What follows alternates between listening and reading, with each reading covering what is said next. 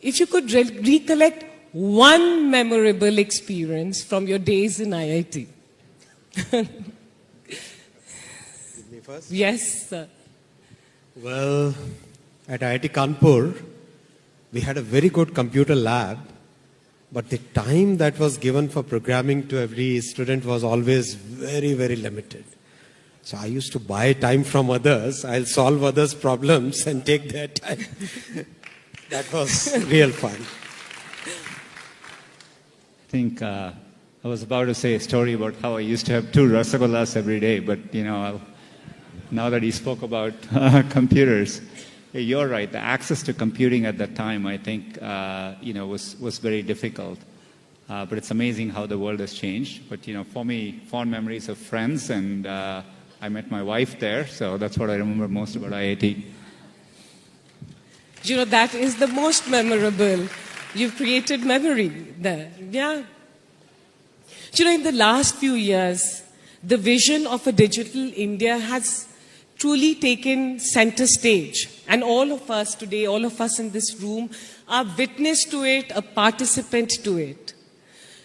Looking forward, Sir, Honorable Minister, I want to ask you, what would be some of the priorities, what would be some of the focus area for the government? And particularly today, if I may ask, looking at the digital world we all are living in, what are some of the, how are you focusing on cyber security?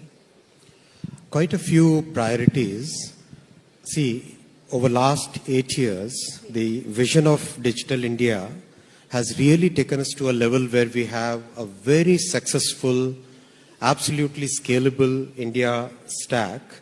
And that India stack helped us manage something as big as the pandemic, using the CoWIN platform, which used all the horizontal constructs of the India stack. We were able to deliver vaccines to 1 billion plus people, actually 2.2 billion vaccine doses. Scheduling for that scale with all the logistics challenges that we had, right? And giving the certificate instantaneously. It was a massive work, and that was only possible because of the technology stack. Having the payment system that we have today, the UPI payment system, phenomenally successful. As we speak, it is almost like India's 55% of India's GDP transactions are today happening on the UPI, the payment platform that we have, right? So similar digital platforms we will keep on building for health system, for logistics, for many other sectors. That's one part. Second part, we'll be taking the startup ecosystem to tier 2 cities, tier 3 cities. We see so much talent coming out of smaller cities and towns, so we would try to channelize that. Third, we will be focusing on so India has been ranked as #1 talent concentration geography for AI, right? So very recently in the Network Readiness Index, India was ranked as #1 on the talent concentration for AI. So we would like to channelize that through very stable, a very good, very comprehensive legal and regulatory ecosystem. Thank you, sir. Sundar, today all of us and then everyone here in some way is a participant to this. Also, India has a very fast-growing startup economy, startup ecosystem. We have some phenomenal entrepreneurs, and Google has played an active role in nurturing this ecosystem. Going forward, I would like to ask you, how do you see the digital India playing a role in the growth of the startup economy here in our country? Look, first of all, thanks for having us. It's an honor to have Minister Vaishnav here as well. Real pleasure to be here. Every time I come, the sophistication of the India startup ecosystem, it's measurably improving. Part of what we have done with the India Digitization Fund is increasingly focusing on our investments towards startups from India, like Glance. And, these companies are getting noticeable scale. And increasingly, as you heard earlier, we have announced a $300 million fund with a focus. 1/4 of the fund will go towards startups led by women or startups which are focused on bridging the gender divide.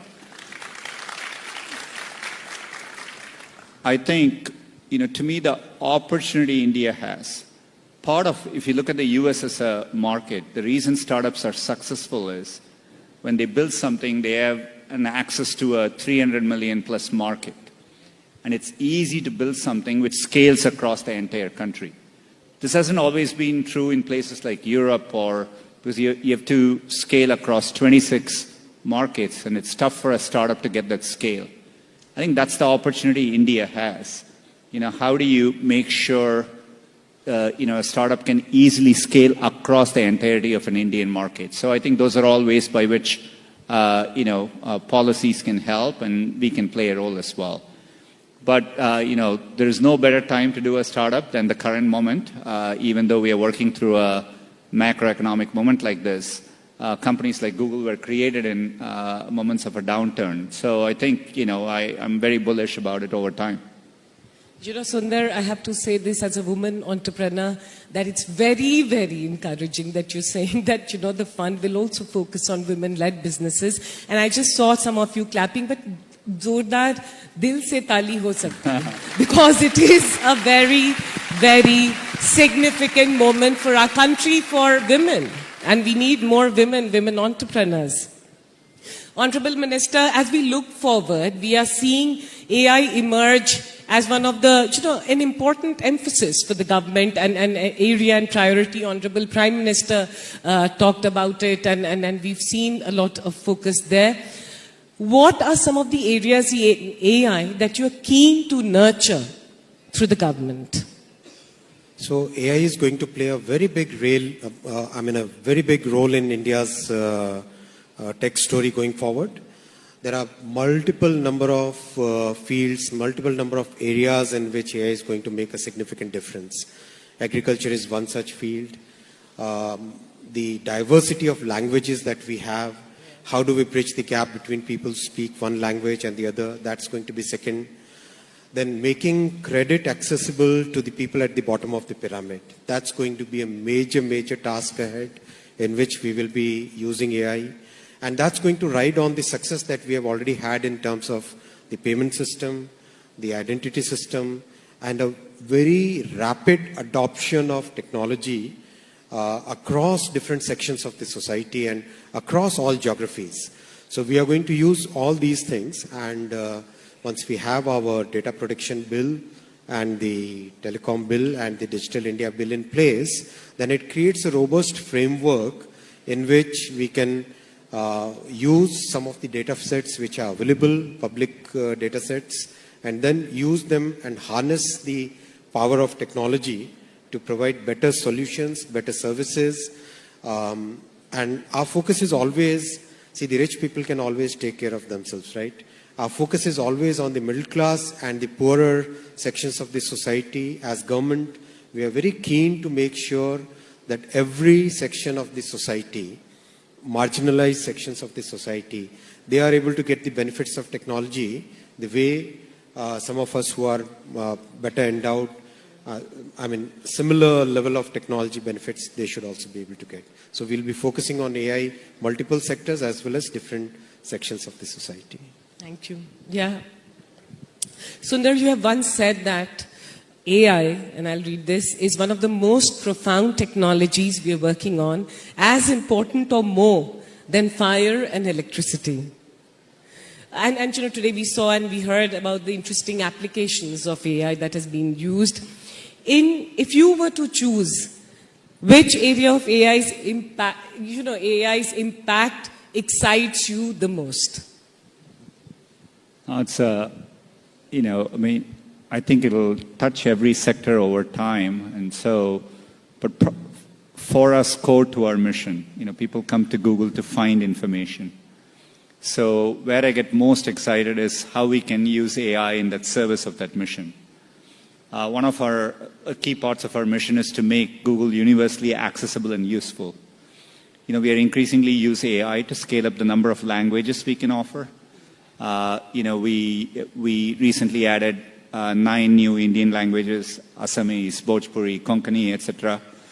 Now we are working on one powerful AI model which can, bring information across 1,000 languages.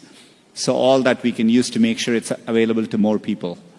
But over time, I think the biggest change is, as humans, we look at the world around us, we listen to what's happening, you see with your eyes, and then that's how you consume information.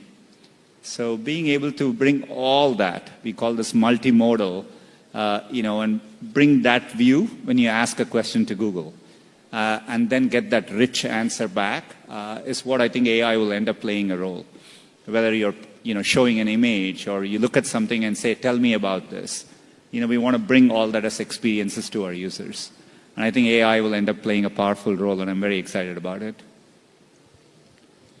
Minister, all of us are very proud of India's stack, and especially all of us in the tech ecosystem. We have something to say because India's stack leads the world story when it comes to the use of technology for public good.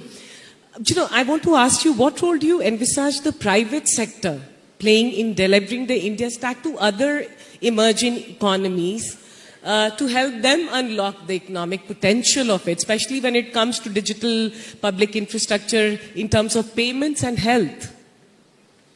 So the interest on India's stack is there throughout the world.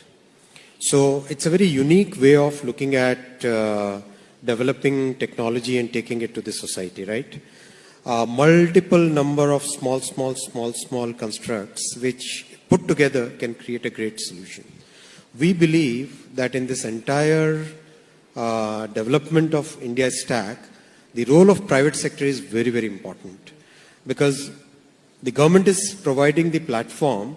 On top of this platform, any startup, any private sector entity, big, large, small, medium, any size, they can join it, and they can create their own solutions which meet their requirements. So for example, the payment is a very good solution. A very good example. The payment system, from a very small startup payment guy to a big established bank like a State Bank of India, right? They're all on the same platform which government has provided. So our thought process is that we provide the platform and the private sector starts using that platform to build new solutions. So I think not only in the emerging economies, but also in well-developed, very advanced economies also, people are showing a lot of interest in it.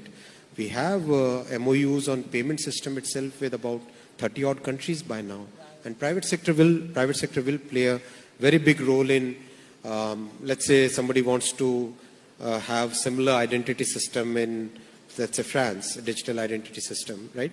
So our companies can go there, work with their governments, work with their public institutions, work with their regulatory systems, and over a very long period develop a trusted solution for other countries. Yeah, this is very, very encouraging and a matter of pride for all of us. Yeah.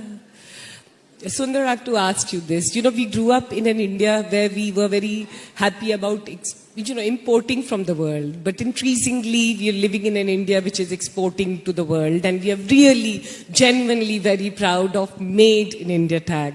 I want to ask you, how do you look at this trend and how do you see this continuing and furthering? Look, it's an incredible opportunity. The minister spoke about the depth and the breadth of talent available in the country. In our experience, we see that playing out in Google. We saw the opportunity on top of UPI. In fact, I used the UPI example in other countries around the world. I think, the fact that you can, the way the COVID relief funds show up in an individual's accounts instantly, it's remarkable. And, we built Google Pay in India based on the UPI stack. And now we are bringing that to other countries around the world.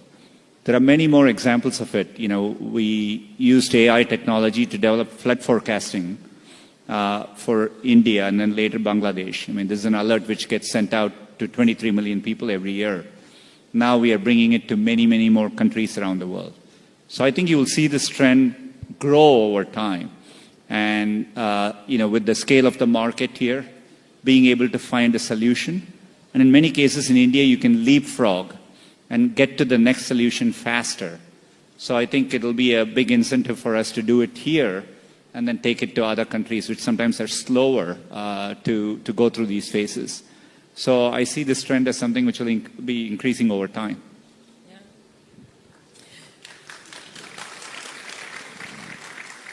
Yeah. I just think that, this is a conversation we are all very happy to have, no? So we can give, if you want to clap, clap with full energy. Minister, in a fast digitizing economy like us, having robust regulations and frameworks becomes very important for secured, safe, and also transparent use of internet. What are some of the areas that are important for you? How do you see this emerging in the future? Listen, in my view, humanity has created institutions and structures throughout its whatever number of thousand years it has existed, and with each change in technology, each big quantum jump that happens in the way we live, new challenges come up, right? And we have to find out ways and means by which we create a very balanced way of absorbing technology, because technology brings many new opportunities with it. It also brings many new challenges with it. And in today's world where information is ubiquitous, in India the cost of data is so low and adoption of technology is so rapid. In this kind of scenario, how do we create a legal and regulatory structure which is in tune with times, which matches India's needs, which is built around our realities? So that's the way we are working, and Prime Minister has given us a very clear target of creating a comprehensive legal regulatory framework. So we are creating 3 horizontals. First is the telecom bill, which is for the carrier. Second is the digital protection bill, which is focused around enforcing citizens' privacy rights. And third is the Digital India bill, which is going to look at practically everything else which is required to be seen. These are the 3 horizontals, on top of which will be multiple small sectoral focused modular regulations. So it's a very comprehensive outlook. We should be able to complete this exercise in the coming 14 to 16 months. The 2 bills which have been put up for consultation should be completed by July, August. It should pass the Parliament. And we have a very open process of consultation with all the stakeholders. Our teams are giving time. I and my ministerial colleagues, both of us are, all of us are giving a lot of time on consultation, on understanding what people's concerns are. So, net, the solution which is emerging is really good. And most people who have interacted so far with us have shown that, have kind of expressed that this kind of template is needed in many other economies which are rapidly getting digitized. Thank you. Sundar, looking at the global landscape, what's Google's view on India's tech regulations? Look, I think, if you look at the scale at which tech is working, and it's so touching the lives of, people around the world, to me it makes sense that, tech needs responsible regulation. I think it's important for countries to think about how to best safeguard its citizens, be it privacy, be it security. And so I think it's an important phase, and so we are engaging constructively. I think India has a leadership role to play here. Again, given the scale and the technology leadership it will have, and it's important to make sure you're balancing, and putting in safeguards for people. You're creating innovative framework so that companies can innovate, on top of a certainty in the legal framework. So I think it's an important moment in time. But through it all, hopefully India can also be a voice for, India will also be a big export economy, will benefit from a open and connected internet. And I think getting that balance right, I think will be important. Yeah, absolutely. I know we are running on time and we can continue doing this conversation, but before we close, one final question to both of you. The tech sector is growing at a phenomenal pace in our country, and I'm again going to say we are very proud participant, witness, and in some ways all of us builders of it. If you had to, both of you had to give advice to the next generation which is entering this space, the tech space, what would you say?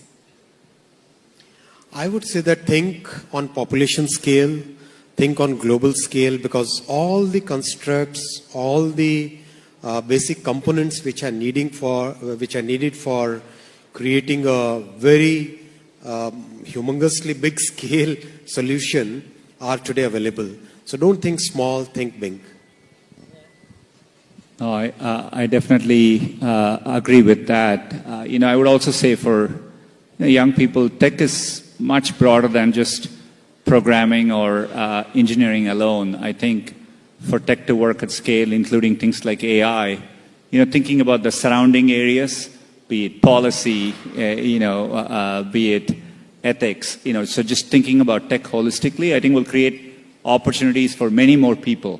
So, the more people can get involved across all walks of life, I think tech will be better for society. Thank you.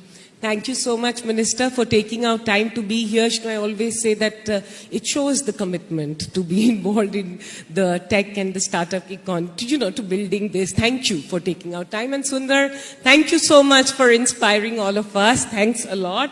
Before both of you go, can I ask you for a photo ops, please? Yes. Thank you so much for having us. Thank you.